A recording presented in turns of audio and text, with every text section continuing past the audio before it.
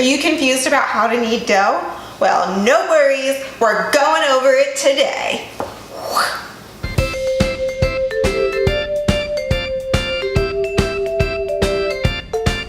I've got this dough that I've just thrown together for the sake of this video.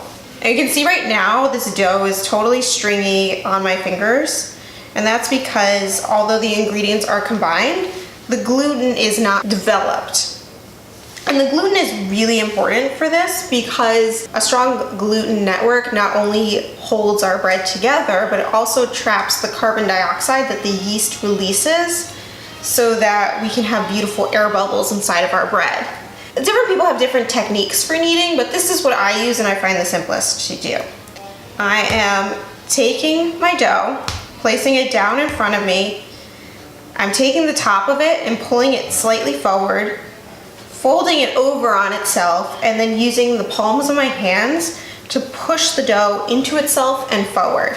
And then I'm going to turn it a quarter turn and do the same thing. Pulling the top over, folding it over onto itself, and then using the bottoms of my hand to just roll the dough forward. And then we're gonna do a quarter turn again and keep going.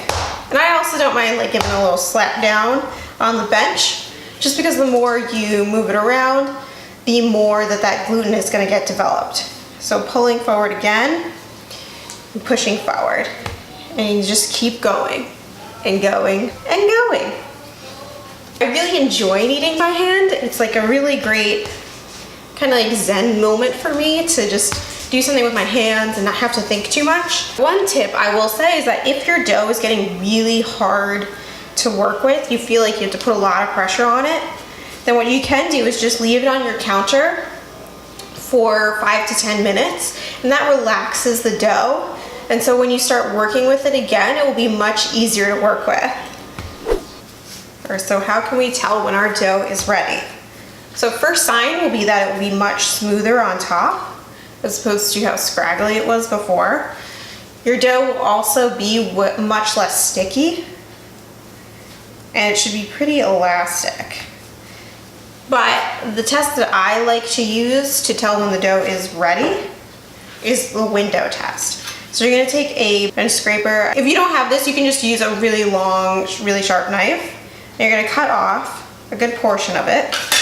And then we're going to hold it up to a light, and you wanna take the dough, and you should be able to gently move the dough apart. And when I hold it up to a light, I should be able to see light coming through without the dough breaking. And that is telling you that it's elastic enough and that the gluten has been developed properly.